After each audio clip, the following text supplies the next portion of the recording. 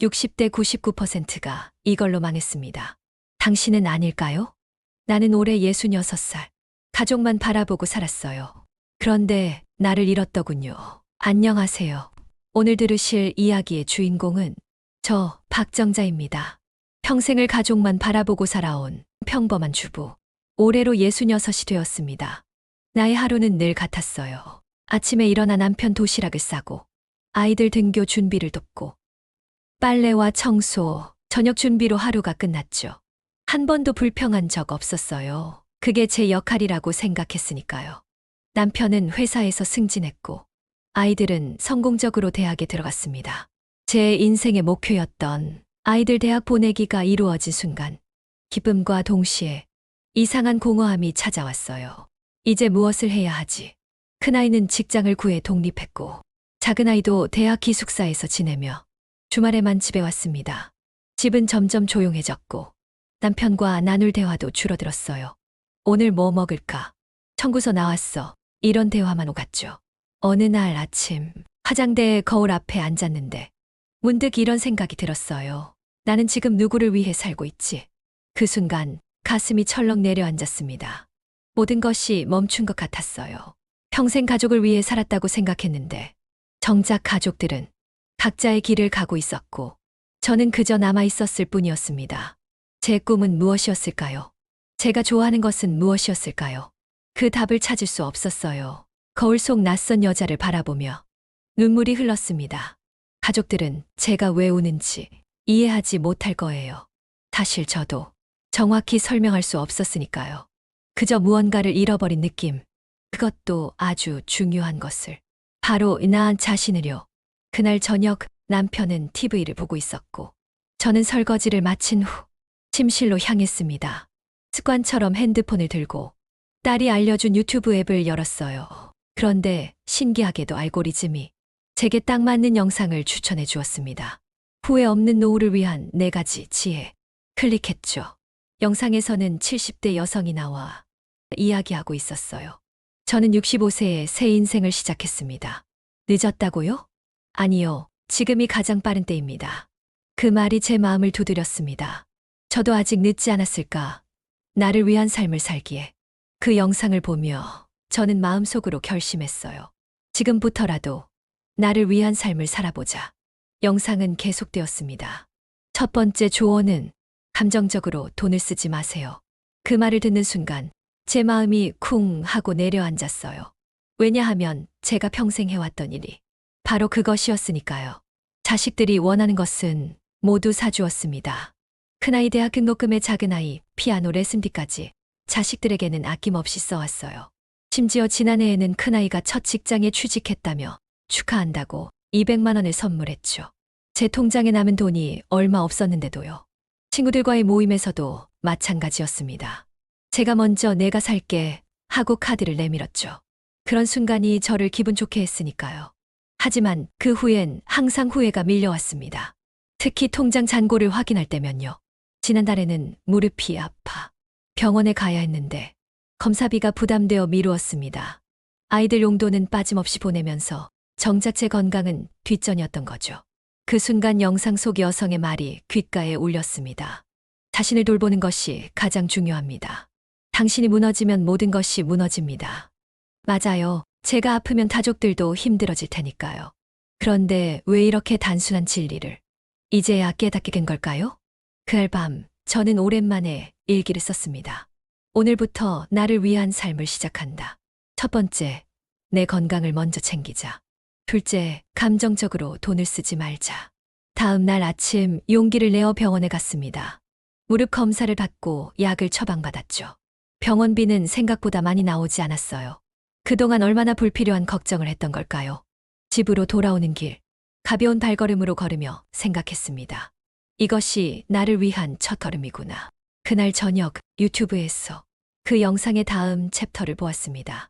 두 번째 조언은 경제력에 관한 것이었어요. 영상 속 선생님은 단호하게 말했습니다. 금융 공부는 생존입니다. 특히 여성에게는요. 그 말이 저를 충격에 빠뜨렸습니다. 제가 지금까지 돈에 관해 얼마나 무지했는지 깨달았거든요. 남편이 매달 생활비를 통장에 넣어주면 저는 그것으로 살림을 꾸렸을 뿐 저축이나 투자에 대해서는 전혀 관심이 없었어요. 남편이 알아서 하겠지, 라는 생각이었죠. 영상에서는 60대 여성이 남편과 사별한 후 경제적으로 무너진 사례를 보여주었습니다. 그 여성은 남편의 연금만 기대했는데 실제로는 그것만으로는 생활이 불가능했다고 했어요. 특히 의료비가 많이 들었다고요. 저도 남편의 연금만 바라보고 있었습니다.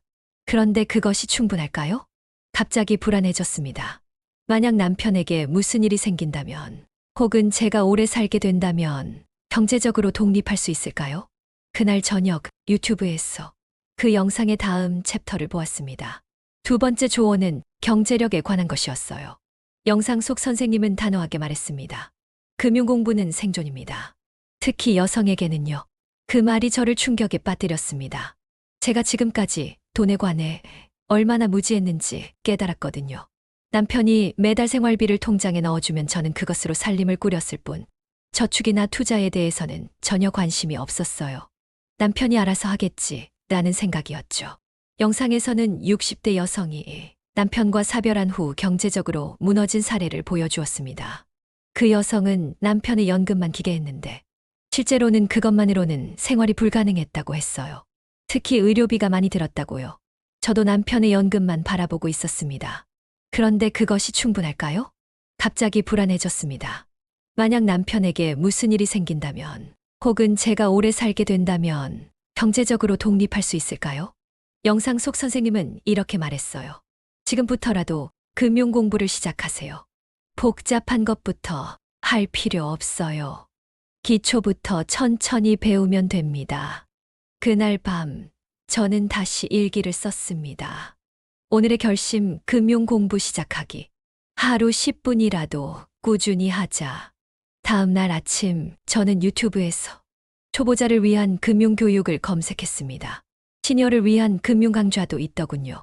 처음에는 생소한 용어들이 많아 어려웠지만 하루 10분씩 꾸준히 보기 시작했어요. 일주일이 지난 후 용기를 내어 남편에게 우리 집 경제 상황에 대해 물어봤습니다. 그동안 한 번도 제대로 물어본 적이 없었거든요. 남편은 처음에는 놀란 눈치였지만 제 진지한 모습을 보고는 자세히 설명해 주었어요. 연금이 얼마나 나올지, 저축은 얼마나 되는지, 노후를 위해 어떤 준비를 하고 있는지. 대화를 나누면서 알게 된 사실은 남편도 사실 걱정이 많다는 것이었습니다. 제가 금융에 관심을 가진 것에 오히려 안도하는 눈치였어요. 정자야, 솔직히 나도 불안했어. 우리가 함께 준비해야 할 문제인데 내가 너무 혼자 끌어안고 있었나 봐. 그 말을 듣고 미안함과 동시에 결심이 더 굳어졌습니다. 이제는 함께 노후를 준비해야겠다고요. 남편에게 의존하는 것이 아니라 함께 계획하고 실행하는 동반자로서요. 다음 날 저는 동네 은행에 가서 상담을 받았습니다.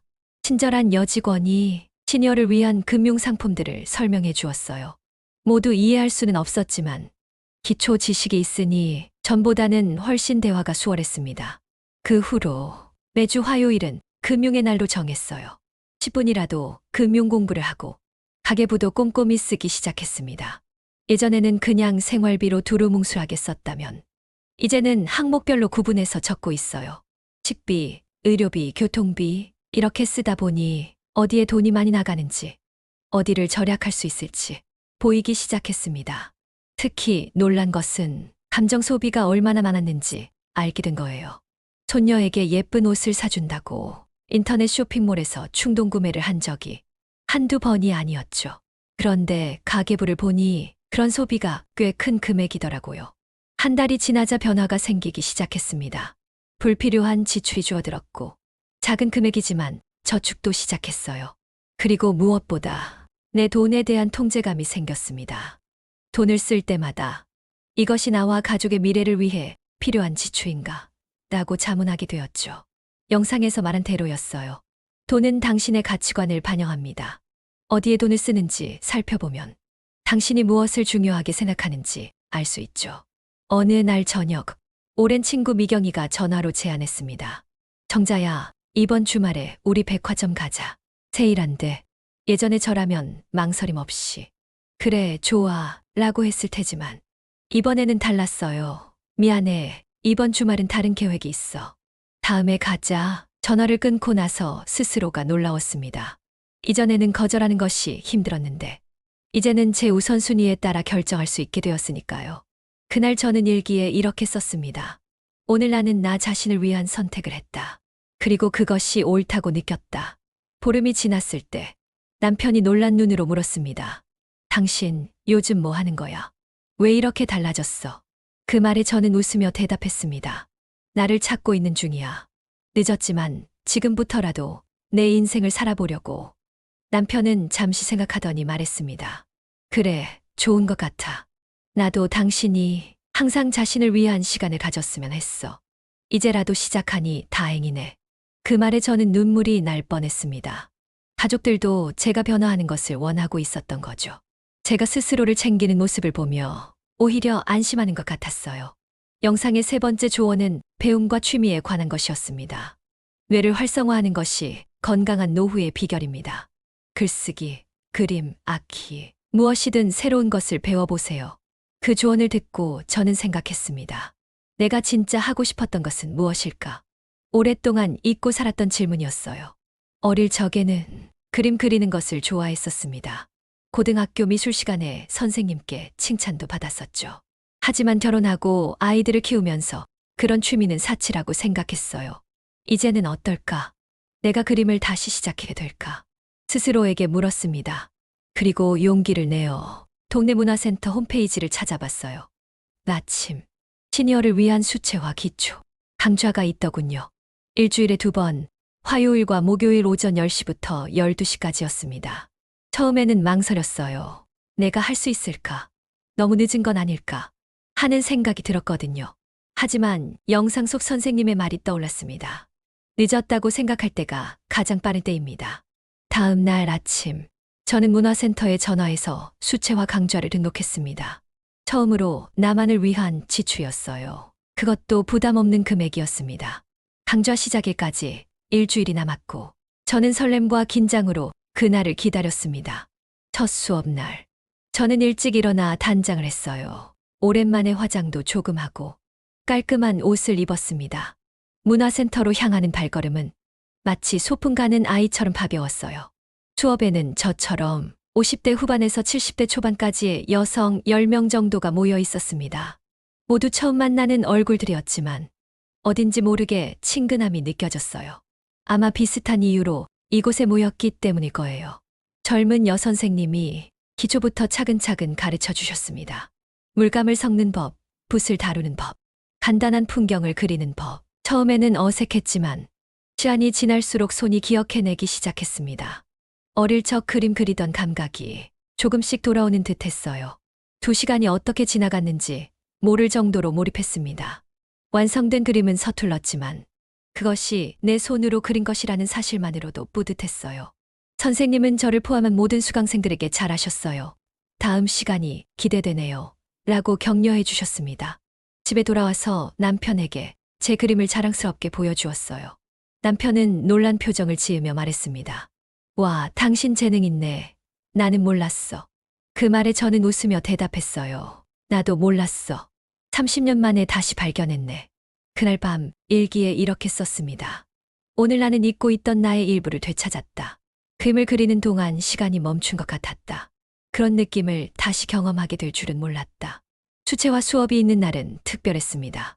아침에 일어나면 설렘으로 가득 찼고 수업을 마치고 돌아오면 성취감으로 하루가 빛났어요. 그런데 수업이 없는 날은 어떻게 해야 할까요? 또 다시 그 공허함이 찾아올까 두려웠습니다. 영상 속 선생님은 이렇게 말했었죠. 매일 아침 자신만의 시간을 가지세요. 글 쓰든 명상을 하든 창밖을 바라보든 그 시간은 오롯이 당신만의 것입니다. 그래서 저는 아침 의식을 만들었습니다. 매일 아침 6시 30분에 일어나 커피를 한 잔 내립니다. 그리고 창가에 있는 작은 테이블에 앉아 감정 일기를 씁니다. 특별한 형식은 없어요. 그저 그날의 기분, 감사한 일, 기대되는 일들을 자유롭게 적을 뿐입니다. 처음에는 쓸 말이 없어서 당황했어요.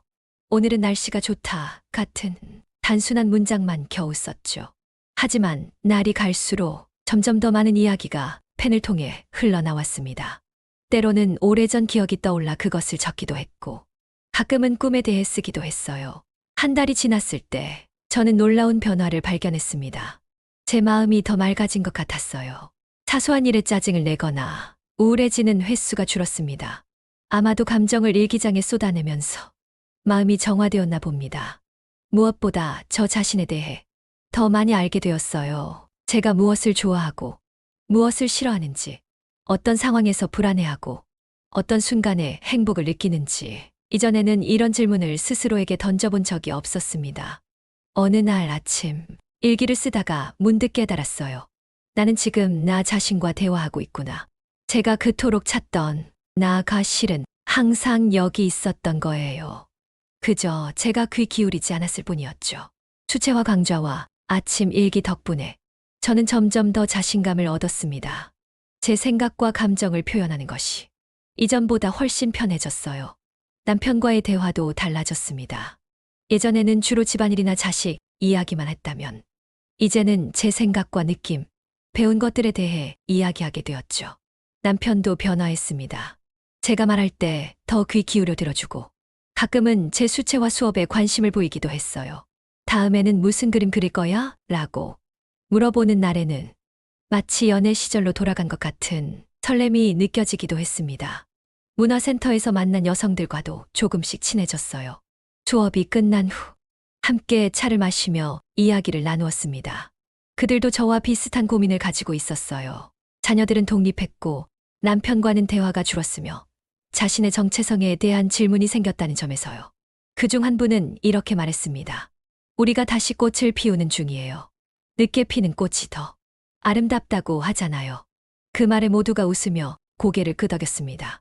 우리는 서로에게 위로와 용기가 되어주고 있었어요. 영상에서 본 세 번째 조언이 정말로 효과가 있었습니다. 배움과 취미를 통해 제 뇌는 활기를 되찾았고 마음은 풍요로워졌어요. 무엇보다 혼자만의 시간을 갖는 법을 배웠습니다. 그 시간은 사치가 아니라 필수였던 거예요. 영상의 네 번째 조언은 새로운 경험에 관한 것이었습니다. 여행은 당신의 시야를 넓히고 뇌에 새로운 자극을 줍니다. 하지만 멀리 떠나지 않아도 됩니다. 가까운 공원, 미술관, 심지어 평소 가지 않던 동네 카페에 가는 것도 새로운 경험이 될 수 있어요. 처음 이 말을 들었을 때는 여행이라니, 그건 좀 이라고 생각했어요.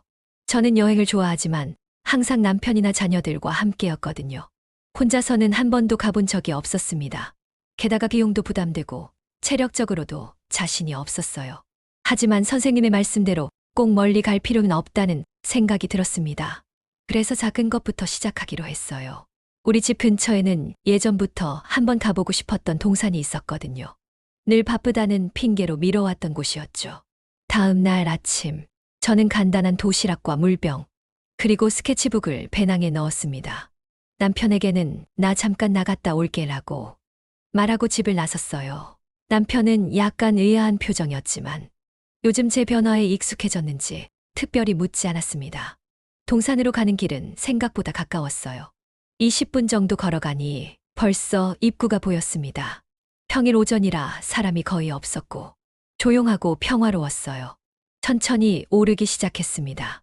중간중간 쉬어가며 주변 풍경을 감상했어요.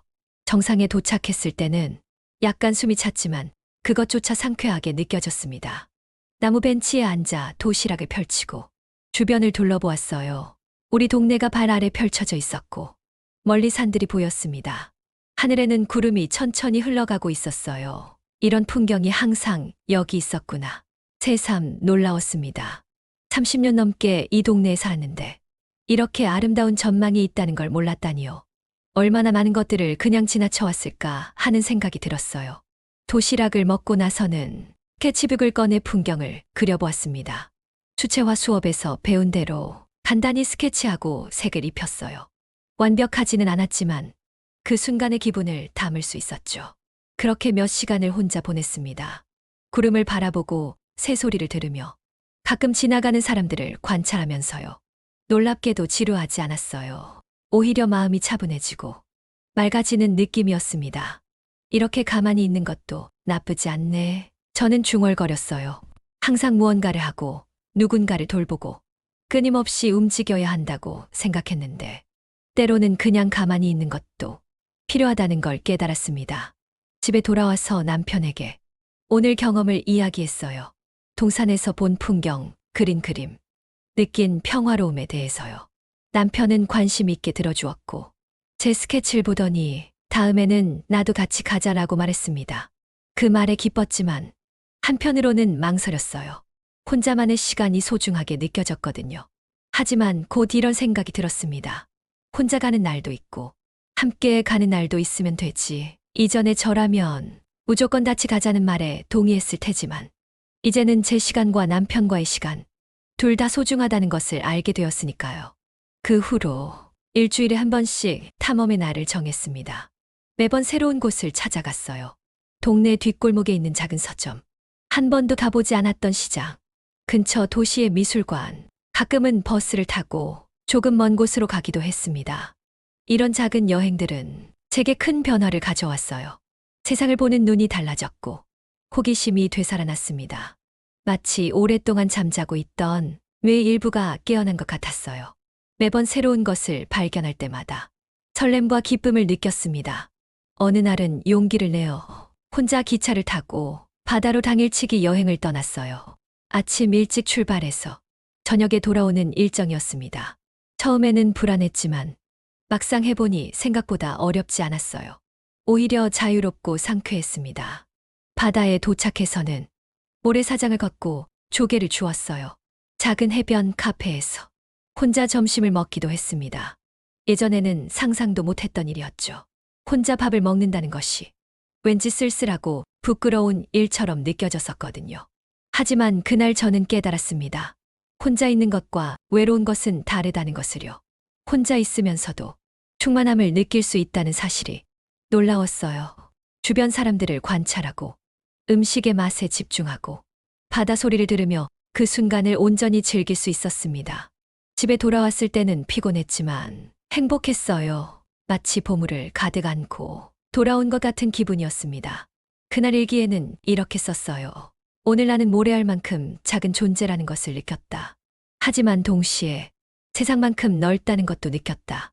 내 안에도 바다가 있다. 남편은 제가 혼자 여행을 다녀온 것에 대해 걱정하면서도 자랑스러워했습니다. 당신이 이렇게 변할 줄 몰랐어. 좋은 변화야. 그 말을 들으니 더욱 자신감이 생겼어요. 아이들에게도 제 변화에 대해 이야기했습니다. 처음에는 놀라는 눈치였지만 곧 응원해 주었어요. 특히 큰딸은 엄마, 진짜 그랬어야 했어요. 항상 우리만 생각하시니까 오히려 걱정됐거든요. 라고 말했습니다. 그 말을 듣고 새삼 깨달았어요. 제가 나 자신을 챙기는 것이 결국 가족들에게도 좋은 일이라는 것을요. 제가 행복하고 건강해야 가족들도 안심할 수 있으니까요. 제가 배운 가장 중요한 교훈은 네 가지였습니다. 첫째, 자신을 돌보는 것이 이기적인 일이 아니라는 것. 오히려 나를 돌봐야 다른 사람도 돌볼 수 있어요. 비행기에서 항상 말하잖아요. 탄소 마스크는 먼저 자신에게 착용하세요. 그 말이 이제는 이해가 됩니다. 둘째, 경제적 독립의 중요성. 남편이나 자녀에게 의존하는 것이 아니라 내 돈은 내가 관리하고 책임지는 법을 배웠어요. 아직 완벽하지 않지만 매일 조금씩 배우고 있습니다. 셋째, 배움의 기쁨. 나이가 들어도 새로운 것을 배울 수 있고 그것이 삶의 활력이 된다는 사실을요. 주체화를 배우면서 느낀 성취감은 말로 다 표현할 수 없을 정도예요. 넷째, 새로운 경험의 힘. 익숙한 일상에서 벗어나 새로운 것을 시도할 때 우리의 뇌와 마음은 다시 깨어납니다. 그것이 아무리 작은 변화라도 큰 영향을 미칠 수 있어요. 여러분 중에도 저처럼 자신을 잃어버린 느낌이 드는 분들이 계실 거예요. 특히 평생을 가족을 위해 살아온 분들이라면요. 그런 분들에게 말씀드리고 싶어요. 지금부터라도 늦지 않았다고요. 지금 시작하는 것이 가장 빠른 거라고요. 완벽한 계획은 필요 없어요. 작은 것부터 시작하면 됩니다. 오늘 하루 나를 위한 10분을 가져보는 것부터요. 차 한 잔을 마시며 창밖을 바라보는 시간, 좋아하는 음악을 듣는 시간, 짧은 산책을 하는 시간, 그 10분이 30분이 되고 1시간이 될 거예요. 오늘 제 이야기가 여러분께 작은 용기를 드렸으면 좋겠습니다. 후회 없는 인생은 거창한 꿈이 아니라 매일 나를 위한 작고 따뜻한 선택에서 시작됩니다. 오늘 여러분 자신에게 이렇게 말해보세요. 지금부터라도 나를 위한 삶을 살아보자. 이렇게 제 이야기를 들어주셔서 진심으로 감사합니다. 이 채널에서는 앞으로도 여러분의 인생에 도움이 될 수 있는 다양한 이야기를 들려드릴 예정이에요. 구독과 좋아요로 응원해주시면 더 좋은 콘텐츠로 찾아뵙겠습니다. 오늘도 여러분 자신을 사랑하는 하루 되세요.